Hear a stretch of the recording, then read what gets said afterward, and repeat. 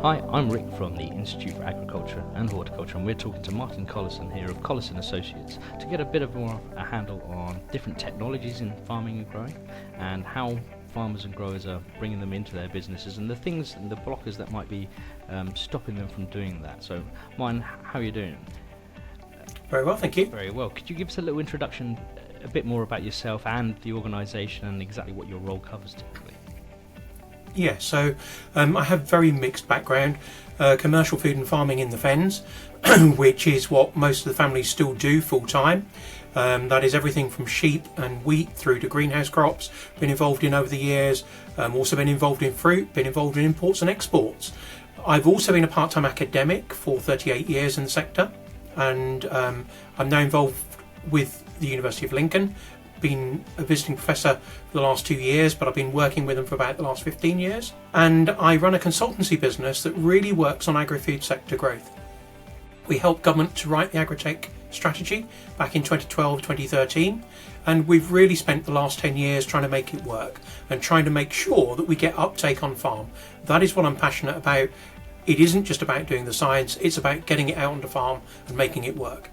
And that's so critical, isn't it? Because there's so much time and effort put into finding these new developments, but really that's the big important step, is getting it on farm. And could you talk to us a little bit about some of the technologies you've seen that have made that transition during your experience? So there's obviously technologies or types of technology that we've been working on for very, very many years. So all of the genetics we are still making real progress on. But actually I think what we've seen in the last, I would argue the last 10, 12 years, is a transformation in terms of the breadth of the technology that we're seeing.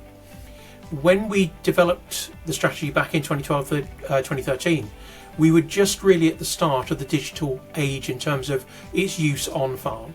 That has absolutely exploded. So we've got so many more sensors now, lots of digital data sets, lots of analysis of that data.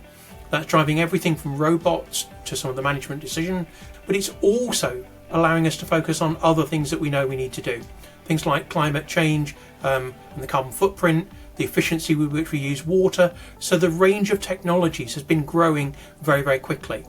And the thing that really unites lots of those new technologies is the use of digital. That's fantastic. And of course that use of digital raises other challenges for those people in those farming and growing businesses. Quite often we hear about the skills challenge around data and handling data and being able to get items to talk to each other, if that's even possible at the moment. Have you been working on any of the sort of natural language models or any of those kinds of technologies to allow different technologies to speak to each other to advise themselves? So there's a lot of development now going on around that.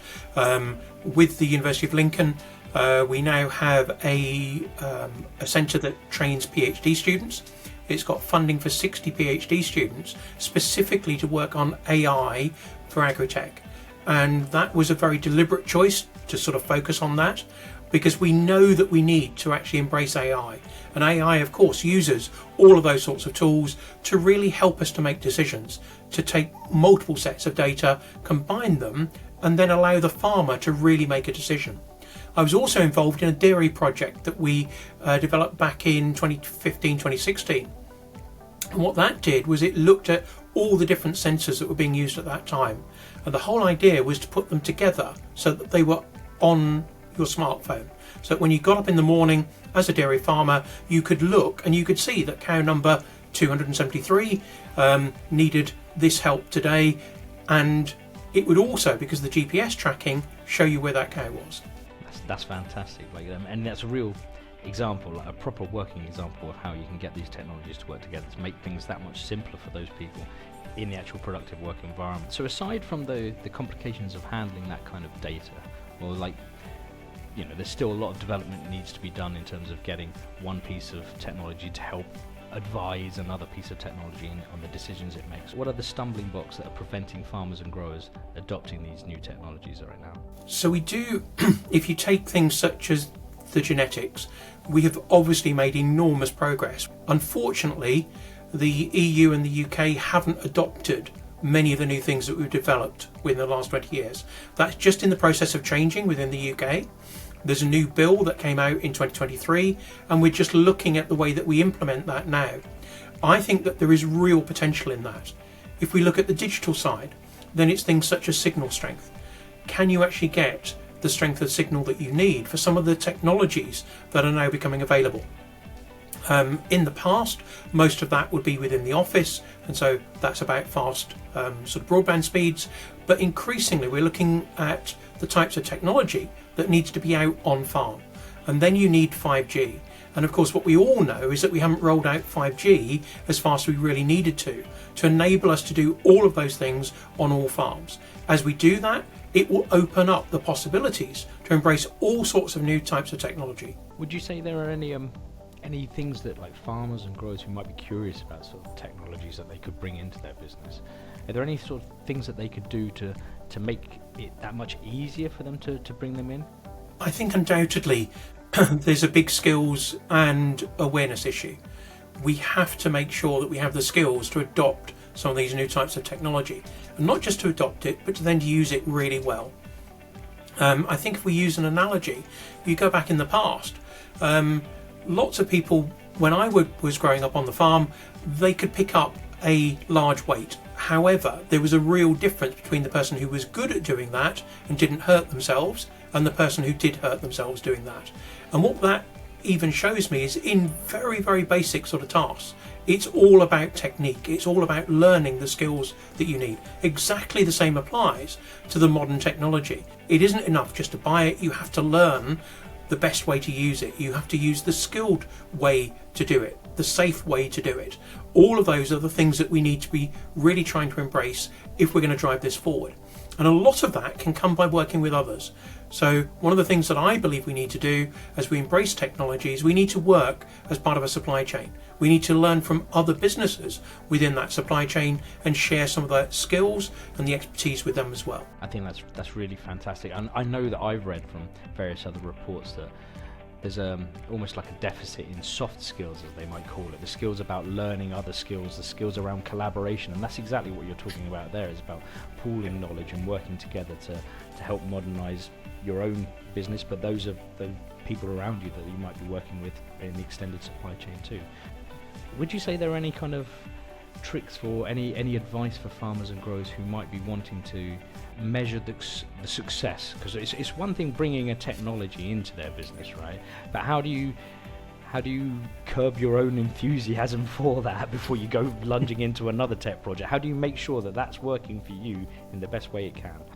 I think I would actually broaden that question slightly. I think that one of the things we need to be thinking about is what the benefits of the technology are. Some of those are straight sort of cost, or either a fall in costs or an increase in output. So it is simply about margin, it's simply about efficiency. But there's actually benefits that go much wider than that. So quite a lot of the technology that we're now seeing really relate to things like health and safety. They're taking away some of the dangerous jobs. They relate to sort of work-life balance. And one of the things that we learned when the milking robots first came in about 30 years ago was that actually one of the big benefits of them wasn't just that it saved time, but that it actually freed the farmer up to do other things, to have some time off the farm, but also to actually focus on the health of the cows, the health of the grass, and those sorts of things. So there's those broader benefits, very, very hard to quantify, but actually they are very, very real. And of course, the one that we're now focusing on is lots of the environmental types of issues. And if the technology can help us to reduce things like pollution, then there are real benefits from that. They might not be on the bottom line straight away, but what they allow you to do is to comply with regulation, avoid being fined, and avoid all of those types of penalties. I think you're really, really making a very valid point there about getting to the nub of just why each technology is working for you. And it might not be the exact primary reason why you brought it in. There might be additional benefits to it there too. How do you imagine farming and growing might change then in the next 5 or 10 years? I think we're just at the start of enormous change, is my view. And it's not just to do with technology. What we've had in the last 5 years, we've seen everything from COVID to the start of the war in Ukraine. We've had extreme weather events. We've had Brexit. Now we've got the new types of tariffs that are coming in. All of those are major changes as far as farming is concerned. what it means is we have to be more productive, we have to be more efficient. We also have to reduce our environmental footprint. So there's lots of things on that to-do list. My view is that the technology agenda is what will allow us to do that and still thrive. I think one of the challenges that it creates is that not all businesses will find it as easy to respond to those challenges and to embrace the technology. And that might be to do with scale of business, it might be to do with finance, it might be about skills. But what that means is that for smaller businesses who maybe don't have the capabilities in-house, they will need to work together. Some of the larger businesses will be able to make those changes themselves. But the smaller businesses, I think we will have to focus on how they work together and collaboration, both within the supply chain and with other farms, to access that technology, to access the skills to drive things forward. If we do that, I actually believe that there's a bright future. All of the policy types of drivers, all of the market sort of need is for the UK to produce more of its own food. And the only way that we can do that and do that efficiently is by embracing technology. That's all fantastic. So thank you so much for your time.